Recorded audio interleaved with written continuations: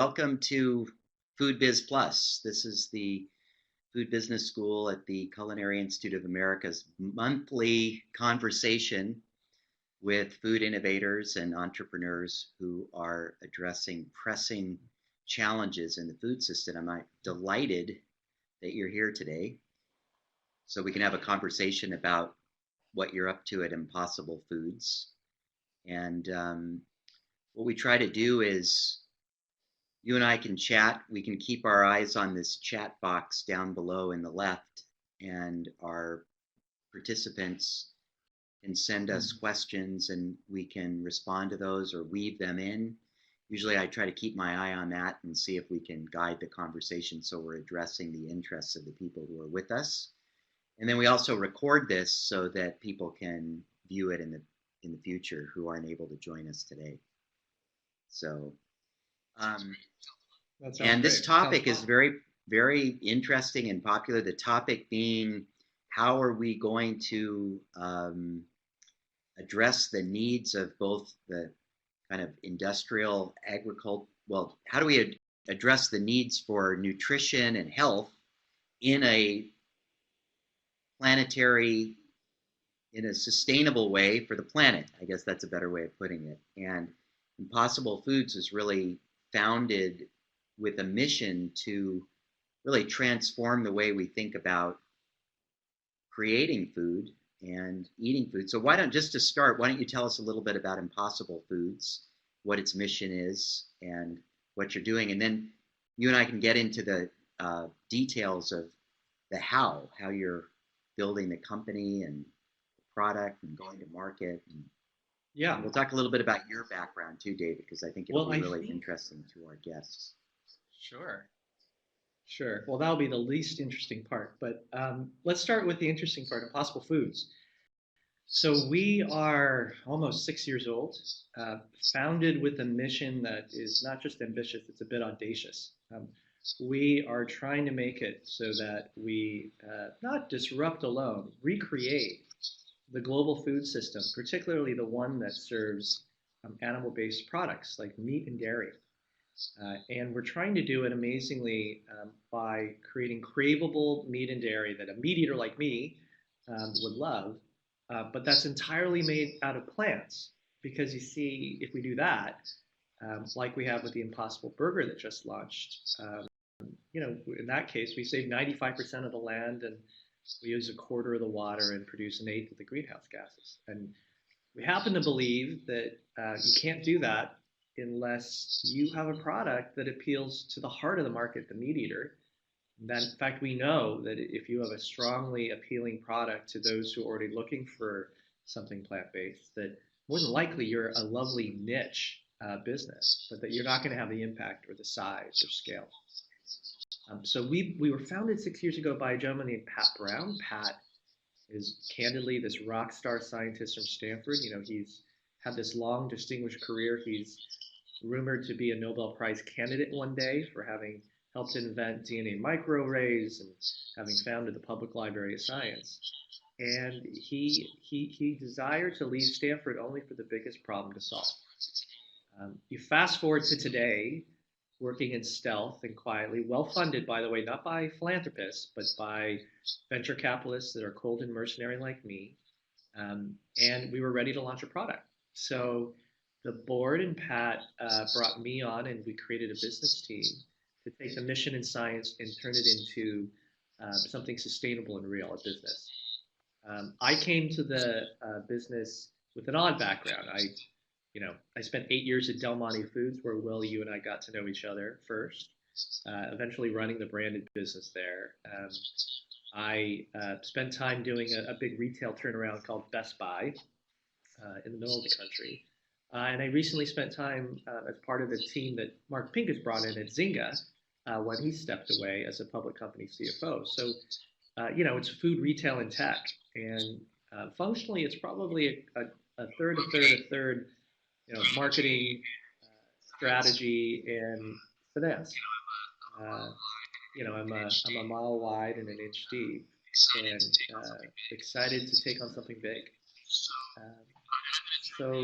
And I'm going to turn down the volume a bit just because of the echo. But where we've come to is we've created a bit of a consumer movement. We have more demand than we can possibly supply. We're 2 months away from opening our first manufacturing facility in Oakland that'll increase our supply by 250 times, and we're already oversubscribed. We just launched a new mommy, for example, in Los Angeles, 9 of them. And, while I can't disclose specific numbers, I will tell you in some places we're outselling their regular burger, which is amazing, with very little advertising.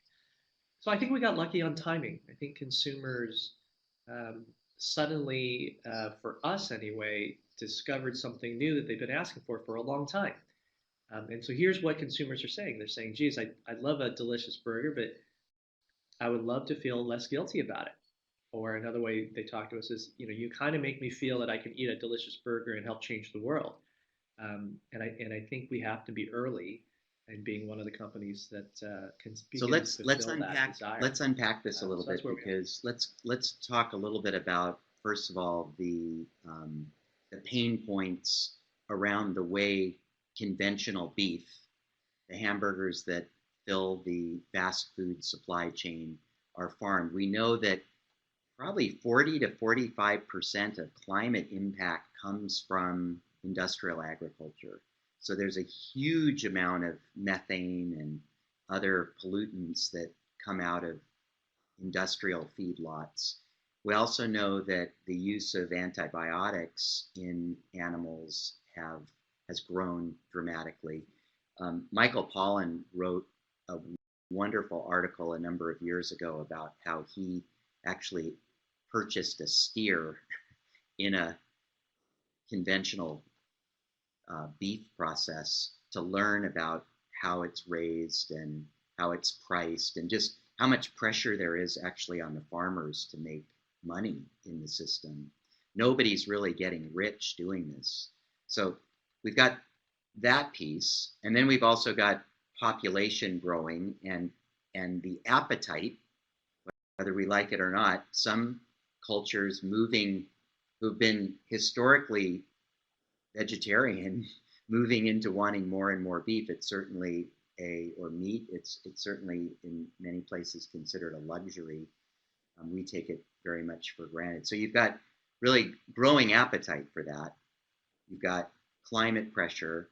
Now Impossible Foods comes on and says, we actually want to appeal to people who are eating beef.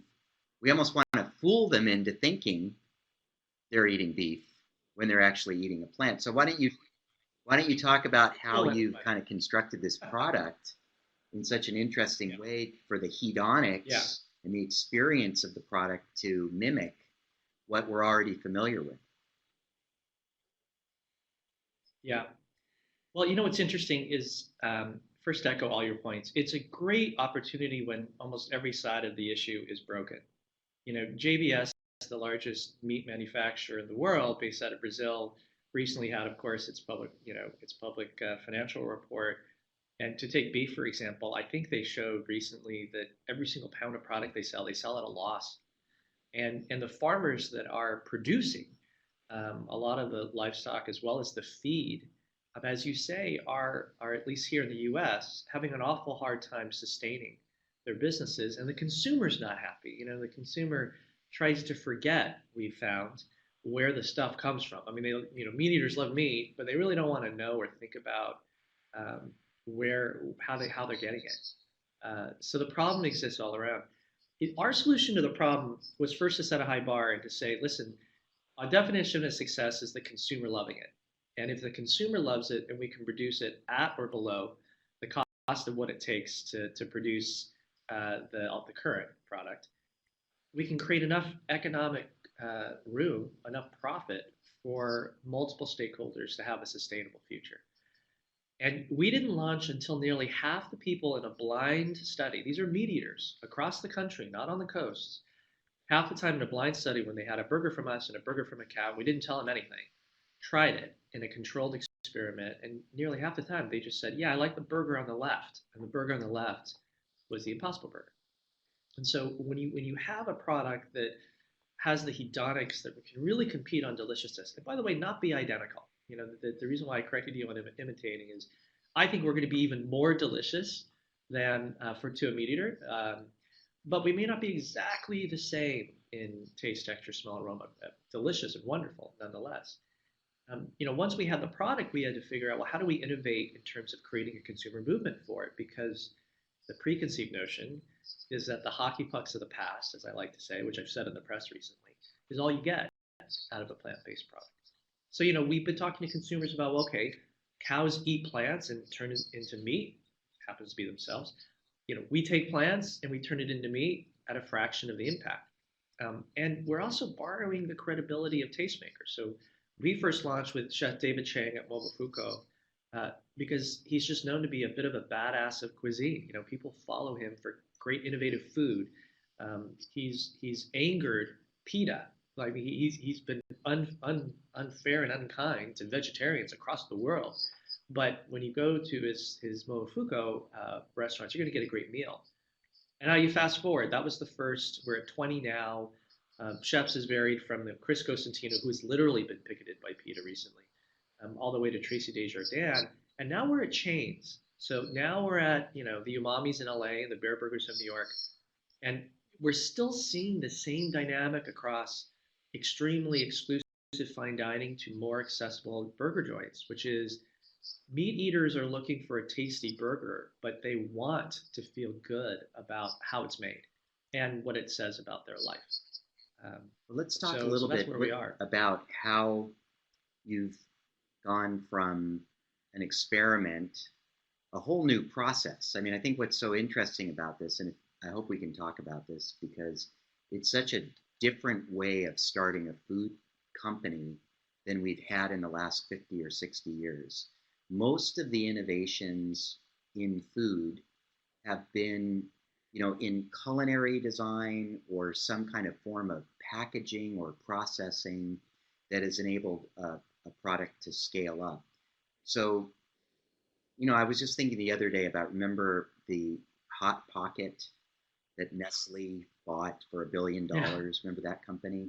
So that Hot Pocket actually started in somebody's kitchen. It was kind of a variation on an ethnic treat that somebody really enjoyed, and it mimicked the sandwich, and it was something that somebody could heat up in their oven and make. And traditionally, a lot of food products are kind of made at a very small scale and small batches in kitchens, and then people who are talented engineers and technologists figure out how to replicate that flavor.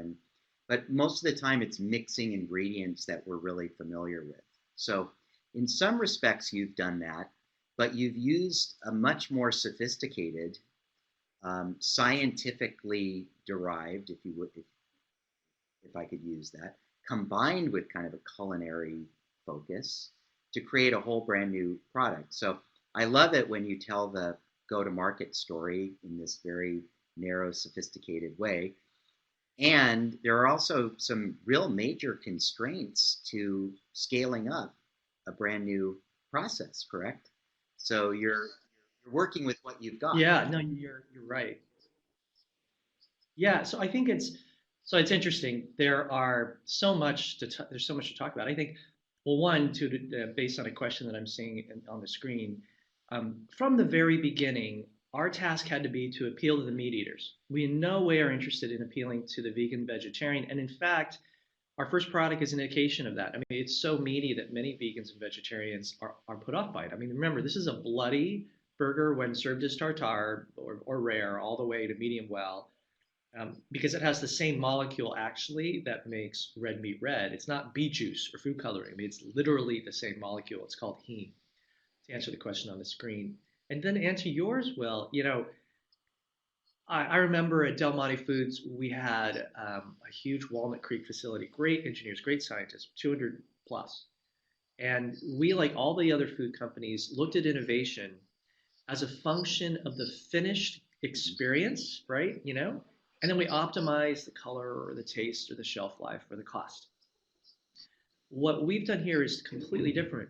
We started with, let's figure out why people think they're eating meat, even if they don't know. So what makes a meeting experience? And that meant instead of going to the patty, or in the case of other folks who've tried to do this, the veggie patty. We went all the way back to what are the molecules, the aromas Mm. that convey meatiness and smell and taste. In fact, 5, 6 years ago, if you were to taste some of the early work that was done here, you wouldn't have been pleased. I mean, I think at one point Pat has said that one version tasted like polenta that was sitting out for too long. And it's because the objective wasn't to replicate the finished experience. It was to understand the building blocks of taste, texture, aroma, and as a result, it took a long time, and it took a lot of scientists, and it was basic R&D, not applied R&D at all. And there were a couple of discoveries. Without the discovery of legume hemoglobin, so let me just briefly touch upon it. Heme, Heme, is a building block in life. And for us, apparently, when you cook it, it's what in a burger from a cow creates all those thousands of aromas and molecules that connote taste. The first thing is we found it in a plant. We found that it created all these hedonics. And then we found that we could produce it at a fraction of the cost and environmental impact through fermentation, which which also meant that we had to use industrial scale processes that exist today. We have to use the supply chain that's available today. We have to use industrial fermentation, et cetera. And it took us a long time because we knew we could do a great tasting burger, but we knew it had to be cost competitive once we entered this $1 trillion market at scale. And that was an upfront design element, which is also different than a lot of food or culinary based startups, which optimize for taste and then figure out the costs along the line. We optimize for taste and cost simultaneously. And so while we started in fine dining, make no mistake, we intend to be either at your grocery store or in your local quick service in the next couple of years. I think it's So that's a it's little bit just on so that. interesting how the language and the story has evolved, and you're now so immersed in it. You've been there. How long have you been there now? I'm immersed in it. It feels like 20 years. It's I was only going to say been somewhere about a year between and a 1 and 2 half. years, but I feel like since the first time I saw you there, which was I think your third week or something, your grasp of how to talk about this, um, how to make it relatable, and how to focus, who it's for, so you can satisfy or exceed expectations is really fantastic. I think there's a lot to learn just listening to you because we're in an era now where people want to eat healthier. They realize that what they eat is going to have a lot to do with their well-being and their quality of life as they age. We know now that eating plants is better for us than eating a lot of meat, and you've hit on a tremendous uh, habit, need, craving, desire, instinct for meat. We are carnivores, as many of us, or omnivores as human beings. And so I think this is just so interesting, is going back to what are those cues, and how do we deconstruct to Yeah. understand that. So I think it's just such a fascinating way to build a new business. Now, this kind of business required really a non-conventional amount of capital compared to the way food companies over the last 20, 30, 40 years even have been started up.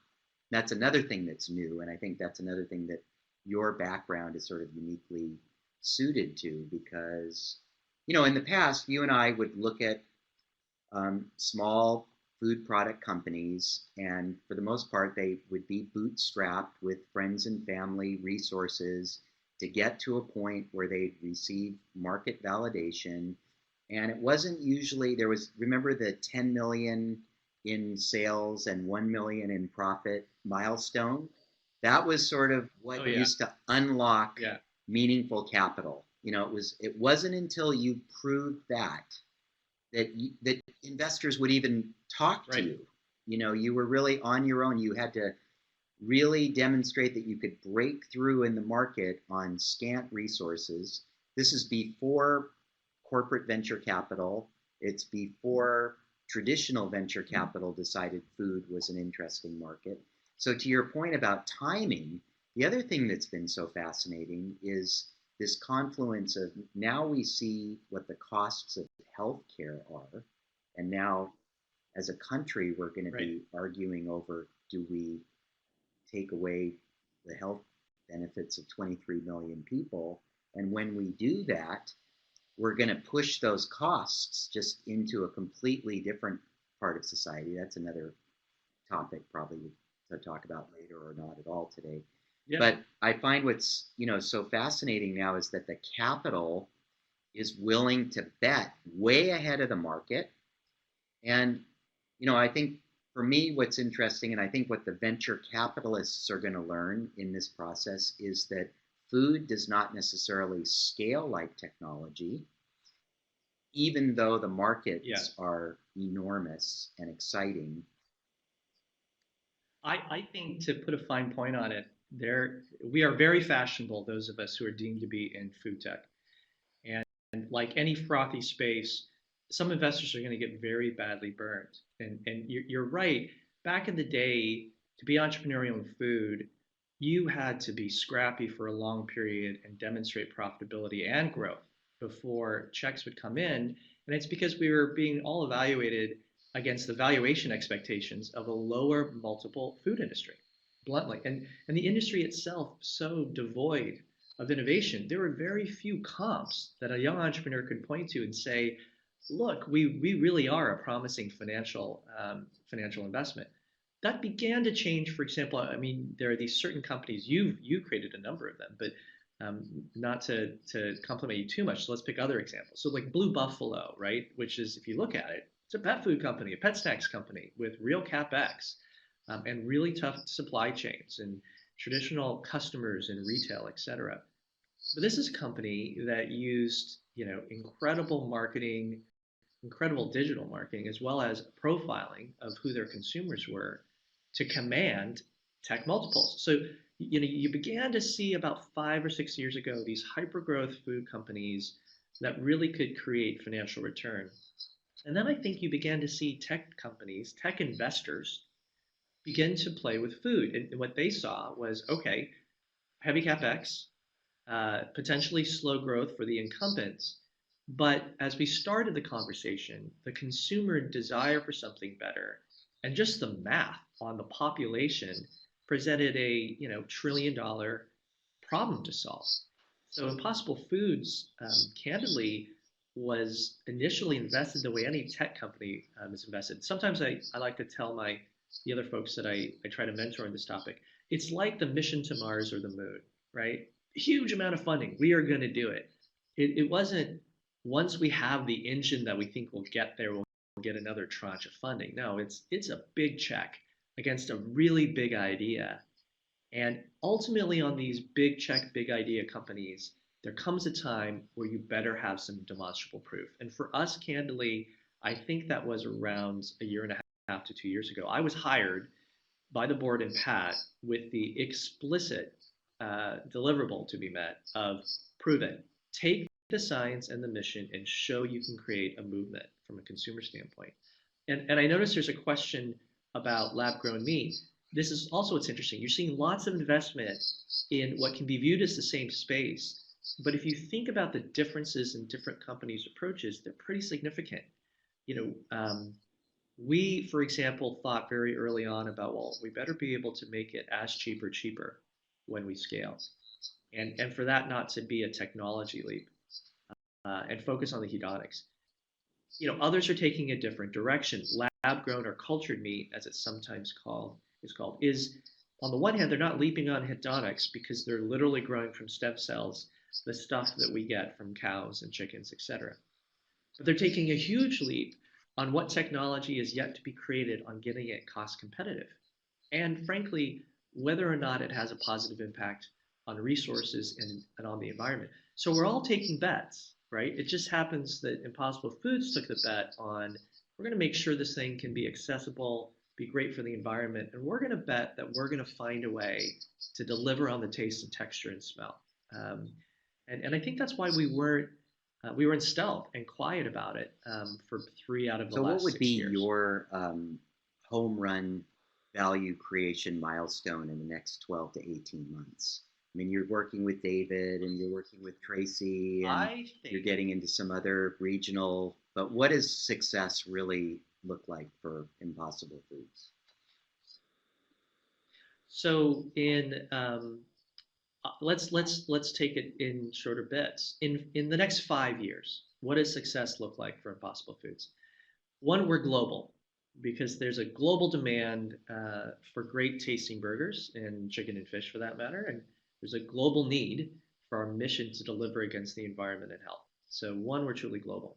Second, we can all decide what scale means and how to measure it. But for me, scale would be that anyone can get a delicious Impossible Burger and have already heard about product next and product next uh, where they live. And whether that's through Amazon's incredibly ambitious direct to consumer program that Doug Harrington has been leading for some time, or it's in your local Safeway or Kroger or wherever you live, or it's in McDonald's or Wendy's or Burger King, or all of the above, in the next not 10, 20 years, in the next 5 years, we have to be widely available with the Impossible Burger in the United States, and we have to have a very significant global presence. To me, if we do that, we would have really helped create a consumer movement. We would have created a funding base as a business to launch the second, third, fourth, and fifth product, which we already have identified and are nearly ready to launch. And we would have proven that our market isn't the US, but it's even the developing markets who, the emerging middle class is demanding meat So when you say before they better demand and other cheaper, things. so you're working on the hedonics and the experience, so people will choose this even over a conventional burger. And now we know, in the meat space, there's becoming ultra fragmentation about, well, this one is grass fed and this is antibiotic free and this one's been massaged and, all the way down to this one's been ground up and we don't really know exactly what's in it. There's a lot of food safety issues that drive up costs of meat, and the antibiotics, the farming. So there are lots of interesting places where you can innovate in the supply chain to um, develop cost advantage. But as you think from a business perspective, how much less expensive do you have to be from your sort of prime meat competitor to really take off? So one of the milestones that I was asked by the board to develop to answer the question posed, I wasn't just asked to make sure we launched the product with excellence, but I was specifically asked to build a plant, a demonstration plant that delivered positive cash flow for every burger that's produced, which is, by the way, our Oakland facility, which goes up in 2 months. That will be cash flow generating at the plant level by the end of the year. Um, to get there, like a good former advertising exec, because remember, well, oddly, though I'm the CFO and the COO here, I started at the Leo Burnett Company, launching new products for a handful of years. I did one of the largest conjoint studies imaginable, and I not only did it, I didn't do it with concept cards. I literally put the burger in people's hands. I literally fired up out of our precious prototypes every last pound that we could create at an earlier phase when we hadn't built up and scaled up, so that I could serve across 4 cities a reliable statistical sample. You know all this work already. Where instead of asking them what they would do, you literally have them try the burger, and it's like the conjoint's the only reliable form of quantifying demand and price to me because it's inferred. It's almost like when you go to the eye doctor and you say, "Do you like A or do you like B?" and you infer willingness to pay. And the shocking finding, which I did not believe, I just like, oh, this, I've clearly messed up this study that cost me tens of thousands of dollars, was that across all 4 markets, including the Midwest, meat eaters were at the same level of demand as a burger, willing to pay twice as much at every level. So we simulated quick service, we simulated grocery stores. So, if they were used to paying, I don't know, $2 to $3 a little burger at quick service, they were willing to pay twice that amount. If they were willing to pay $15, $20 for a Wagyu beef burger at Tracy Desjardins restaurant where we serve, they were willing to pay twice the amount. And I don't believe that the 2x number is reliable. You don't see me priced 2 times in the places we're at. But it was a really interesting, qualitative.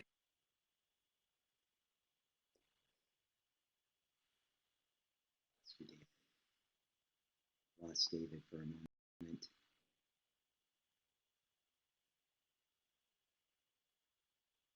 Let's see if we can get David back.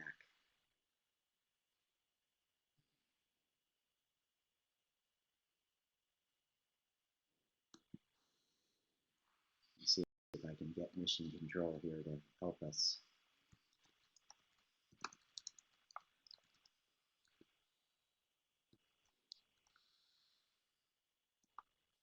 Well, it's back to me.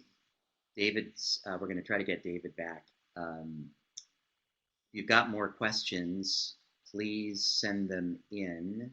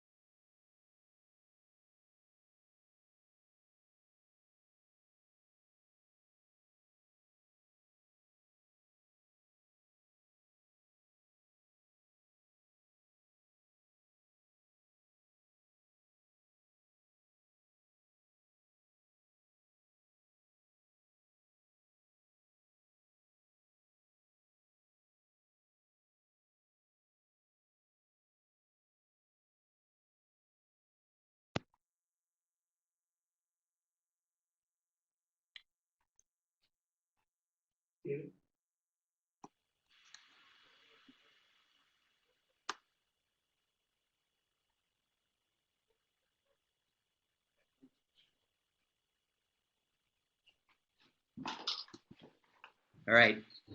You were telling me about this. The questions got too hard. You were telling, so yeah, I just had them pulled. like it was overheating. It was such an incredible question. So you were talking about, you did this amazing conjoint analysis, and you recognized that there was some willingness to pay that was actually more than the conventional choice, which is also, kind of an established pattern in food. A lot of food companies kind of start at an ultra premium or super premium level, and then they, become more accessible. I mean, people balked when Starbucks launched a $3.50, dollar cup of coffee, when Republic of Tea launched a $10 tin of tea, when Ben and Jerry launched a $6 pint of ice cream.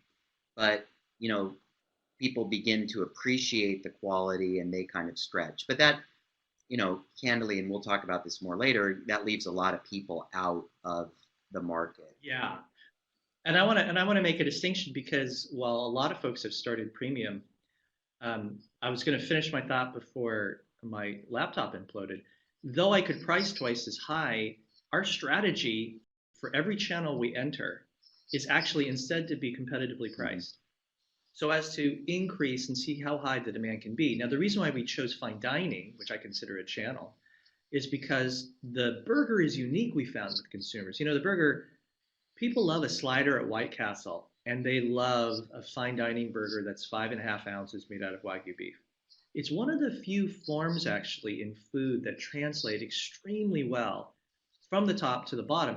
And candidly, it's one of the really rare forms where the actual meat, the burger meat, I mean, in a conventional burger, other than the Wagyu burger, if you don't have a Wagyu burger, it's actually the same meat in a fine dining establishment. It's not that different, in the actual input ingredient. Maybe more fat, okay. And because we are not, waiting for cows to grow for 3 years to source different distinctions, and we can do it instantaneously, our technology can cater to what's desired by channel. So, if you walk into an umami, we're competitively priced in LA. Now, when you walk into a McDonald's, we will be as well. And so there's a distinction, I think, between the channel and the. So let's shift a little bit, because you spent, an enormous amount of design and technical expertise and resources to get this experiential part of the product to be familiar to meat eaters and appealing to meat eaters. So texture, taste, smell, the look of it, the way it performs, the the consistency, the mouthfeel, things like that. Let's talk about the nutritional dimensions of how Yeah, do they compare to a traditional meat burger. I'm glad you asked because I have a strong answer, and I'm also glad you asked because it's something we choose not to start with. Right. So if for those who have tried the burger, you see all the Impossible Burger, there's no mention of, and I'll tell you, the fact that we have no cholesterol, the fact that we actually have, though we don't talk about it, 15% more protein. We have the same amount of iron, and not just iron, but bioavailable iron because it's in the same form that we humans have been designed for millennia to digest. We have less total fat. We have more saturated fat, but it's because our saturated fat is from coconuts. So it's that medium chain length saturated fat that people are actually consuming as a health product versus the animal farming saturated fat.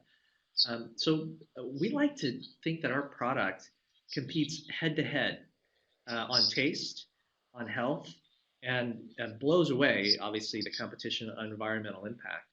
And we made choices to achieve that. We are not a precious GMO-free, organic, produced from your local farmer's celery root, company. We are a company designed to serve at scale. Now You said that being slightly said, condescendingly. I don't know if that was slightly.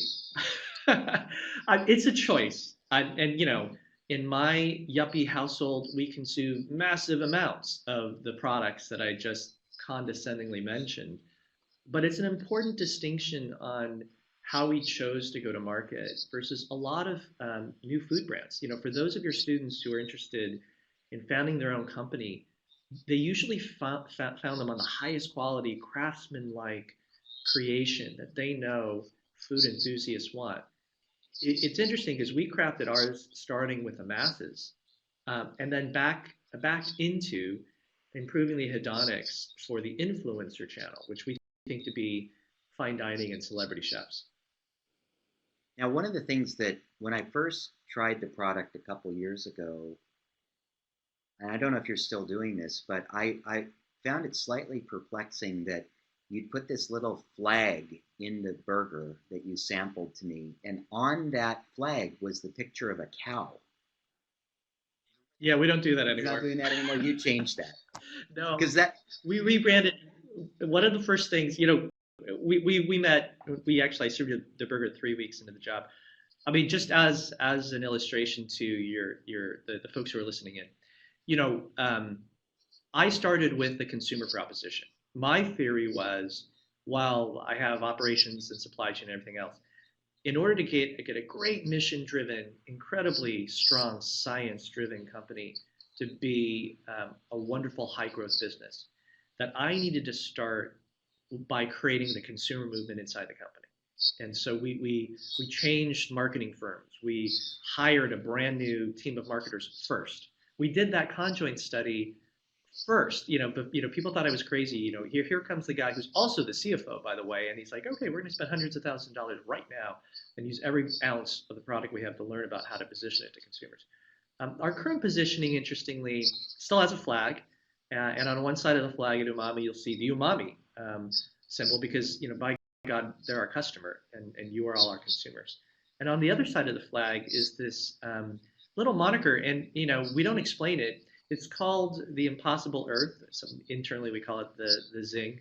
And what's funny is it's multicolored and it's eye-catching, but it's very thoughtful. Each color represents the proportional size on the Earth of a different important element. So the blue is how much water, and it's directly proportional. And it's really cool for our agencies because they can use those proportions and imagine self-publish and create many, many different versions of the Impossible Earth because you just got to make sure those proportions, corresponds to the vision of the business, which is global. Pat Brown says, if we're successful, our founder says, if we're successful, our impact will be seen from outer space.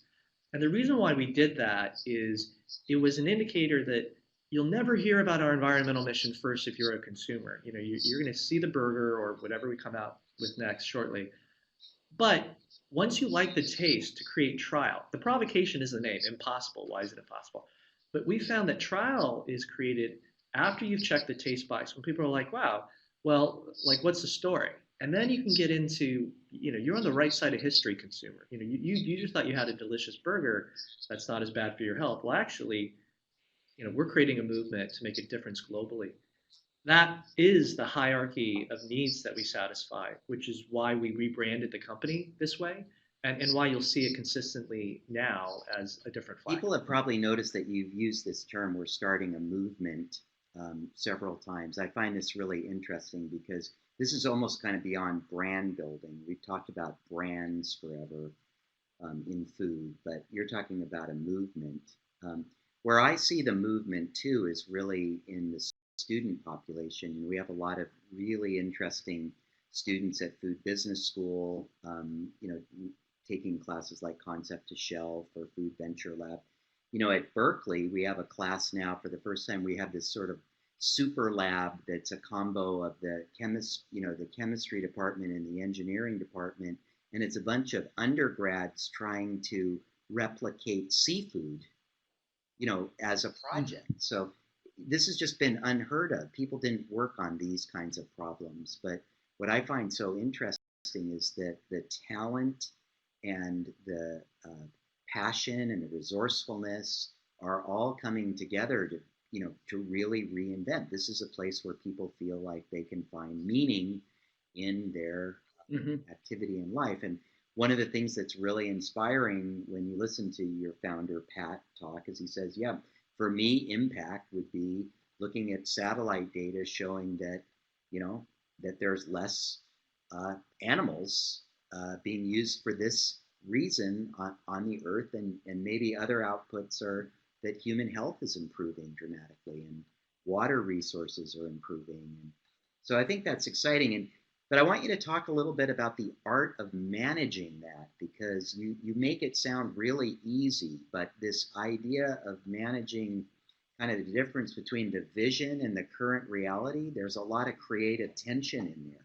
And some of our other kind of innovative plant-based food companies have not managed that tension particularly well. They've put out, pretty audacious goals or visions or desires to disrupt, and they've come up. And we have two, to be fair. You're spot on. I think one of the important things I believe is that there's an internal optimism in companies like ours seeking to do what we do. I mean, it's like anything. You can define it as ending a great evil, or you can think of it as creating a brand new industry that people love. And this choice of the term movement is, as you would suspect, very intentional. Real movements are bottoms-up grassroots by the idealists, the optimists. They're not from typically, they're not from the older, jaded parts of society in any form of movement. And I think our values and our mission are about making a positive impact and changing the world for the better. Now, with that comes a reshifting even for us. Some of the passion for many of the leaders in this space have been really tied to understanding what they perceive to be the denial of the great evils today. And only when you have a solution, like a burger that actually tastes good, that uses a fraction of the resources from meat eaters, do I think it's easy to flip the coin, to be able to really talk about having an impact and making a big difference and reframe the conversation so that it's less about, making folks feel bad and making folks feel like it's inevitable that we lose. We're trying to create this feeling of a movement because we want people to feel like it's inevitable that we're going to solve this problem, given how many folks are interested in it and how innovative companies are going after it. I think you're going to see our fellow companies go through a similar transformation, and it's both in this mindset, but it's also about the talent. There's hubris in young entrepreneurs. I know companies that said, we will not hire from the food industry because those guys screwed up the world. We're only going to hire from the Apples or the Facebooks or the young startups. And that will get you very far initially. But at some point, when you're dealing with food safety and plants, and you're looking across the table at a Fortune 100 executive who has a certain way of interacting and will only give on a negotiation if you understand that person, you begin to have to hire folks who have been there, done that. And I think you're also seeing that in food tech, but it's relatively new. I mean, there aren't a lot of those of us who spent a lot of time in the Fortune 500 food and retail who are now sitting in leadership roles at these very small, fast growth companies. And so I think that'll change. I think, one of the other things that I always appreciate about your form of leadership, um, David, is although I feel you're committed to this movement, I don't feel that you're overzealous about it. And um, I think there's an appreciation that the diversity of the food system is a good thing. And I've never, while I've heard Pat's aspiration for being able to see impact from space, he's not saying we're going to make everything one way. I think that it's going to be important for people to really appreciate the nuanced difference of different products and the way they're grown and their impacts. And so, one of the most important topics today, really talking about food, is transparency. So, how transparent can you guys be? I'll tell you a story. Last week, I gave a speech to the Flavor and Extract Manufacturers Association, and I was talking about transparency, and one of the people said, "This is scaring us like crazy because our whole business is built on being able to blend things together in such small amounts that we actually don't have to report them on a label." And that's true. their IP. These things are not patented, or so they're kind of afraid of transparency. They also realize that people don't want flavorings and they don't want preservatives, and so how does Impossible Foods think about either leading or being successful in a world that is begging for greater transparency? So I don't think we have a choice, is the way we think about it. When you are new to the world and you are as hopefully game changing, but initially controversial as a company like ours, you have to be transparent. And frankly, you have to be more transparent than most tech companies. So if you go to our website, the four major natural ingredients are described in a large amount of detail. We talk about heme openly and publicly. And that's because if consumers, particularly for something as new as us, if they don't really understand, by the way, we have a demo that I'll take you, and at some point I'd love to do it for others on this webcast, but we literally make the product. We take four natural ingredients, we mix it in a bowl, we turn it into a burger and say, here you go. Because without that transparency, it feels like Olean. Do you remember Olean back in the day? Or other things not yet consumed by man. We have the luxury of being transparent, though, to be clear. And I think others may struggle because everything that's in our product has been consumed by humans for a really long time. We take a subset of it. For example, we take that one part of the potato that makes our product bind. Okay, well, people have been eating potatoes for a long time. We also have the luxury because our IP protection and our know-how. Remember Pat Brown, he created microDNA arrays, right? He's rumored to be a Nobel Prize candidate. So there's been a lot of know-how that would be very hard for even well-funded groups of scientists to replicate on getting the same level of efficiency. And then lastly, part of it is we're just wildly optimistic and believe in brands. And it's funny, everyone says the brands are dead, that consumers don't trust these big brands. I don't think that's true. I think brands are more relevant than ever because for food, consumers have to believe in something they trust. I just think a lot of the large brands in food are not trustworthy anymore. So it's not that brands are dead. It's just that the trust you have to build may be eroding in our industry, which is food. That's what we believe. We'll see if we're right. So it's a big bet. What kind of criticism from different communities, public health or environmental or animal or farming or, the food industry, the food system, the food community is um, fragmented. There's lots of people with different opinions about what's supposed to be, you know, right or correct. What kind of critical input do you hear and listen to and respond to? Well, we are provocative, I guess is the phrase I'd use. Just the other day, so we just launched, for example, at Umami, and I love the Impossible Burger at Umami. It's a double burger. It's a double double. I mean, it's loaded the way a lot of their burgers are, and it tastes great. And it completely fits the Umami brand, and it's targeted to meat eaters.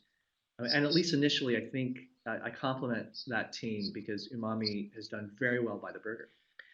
And I am a social media neophyte, to be clear, but I'm a quick study because it's how we're marketing our products. And even I got caught in this massive Twitter storm. I didn't reply to it, but I cannot tell you how many vegans and vegetarians were terribly upset that when they went to the umami that they went to, that this delicious Impossible Burger wasn't vegan, head to toe. That the bun may not have been. That maybe they ordered it with cheese, which is not what they wanted. And frankly, I like it for our business because we don't make our products for vegans or vegetarians. We make them for meat eaters. And while I would love for the entire segment of the population to love our product, there are times you got to make choices. So that's been interesting. I think there's been a firestorm as there always is in food by incumbents. Go ahead, Will. I just want to underline that you're a vegetarian product that's not targeted at vegetarians. That's right. And it makes it tough sometimes because, people love to try something new and they see this Impossible Burger and then, they say, well, what is it? Well, it's entirely made out of plants. Well, why should I try it? Because it really tastes like a burger from a cow. So what I like about it is the provocative nature that generates trial. But along the way, I will generate controversy. Um, by the way, full warning: the laptop just starting to do what it did before it overheated. We're about to sign off, so we can finish up Perfect. quickly. And I'll finish quickly. I think the other controversy is the incumbents, and I used to run government relations at Del Monte, so I'm probably guilty of some of this behavior. They're seeking to use regulation and labeling, for example, to protect the value of their existing products. It's very rational and it's understandable. So those of us who are entering the market with new products, you'll see that we're extremely careful. We don't want to fool anybody. I just had a press interview where not only do I not want to make people buy our product because it's from a cow, I want them to really know that it's not from a cow. And it's not that I think that we're just like a burger from a cow. I think we're more delicious than a burger from a cow. So we have to be very careful, those of us who are new to the world here in food, to respect the areas and regulations that others have carved out. you are a masterful teacher of shaping mindsets around innovative products. So I think anybody who's listened carefully to you today will have learned a great deal, and I really appreciate your time and your wisdom. Well, thank you so much for having me. This is going to be very helpful to our community of learners. So thanks again, David. It's great to have you here. No worries. And thank you. Take thank care. you all for joining us at FoodBiz Plus today. I want to turn the screen over to Kathy Joran, who's the director of the Food Business School, to talk a little bit about any upcoming Concept to Shelf course. So David, you can sign off with your webcam and I will do the same. Hello, everybody. Hello, everyone. I'm Kathy Joran, the director of the Food Business School, and I wanted to just briefly let you know a couple of programs coming up. Number one, our Concept to Shelf program is coming up on June 23rd and 24th. That is for anyone who's interested in launching a food product and has an idea and wants to find out how to bring it to market. It'll be taught by Chris Cornyn from Before Brands and Matt Gregory from Plum Organics at our Napa Valley Copia campus. And you can find out more about it on our website at foodbusinessschool.org. We will also have a in-person intensive coming up in September with Helene York from Compass Google, teaching the Sustainable Supply Chains course that we've previously offered online, but she'll teach that in person also at our Napa Valley Copia campus. And information on that will be posted on the website about mid-June. So please keep in mind these couple of courses if they're of interest to you, and we would love to have you join us. In terms of FoodBiz Plus, we're actually going to take a little break from that for the summer, but we'll be back in August with some more innovative speakers from the industry, and we'd be happy to have you join us for those free on a monthly basis as well. So thanks again for joining us, and we look forward to seeing you in a future capacity at Food Business School. Have a great day.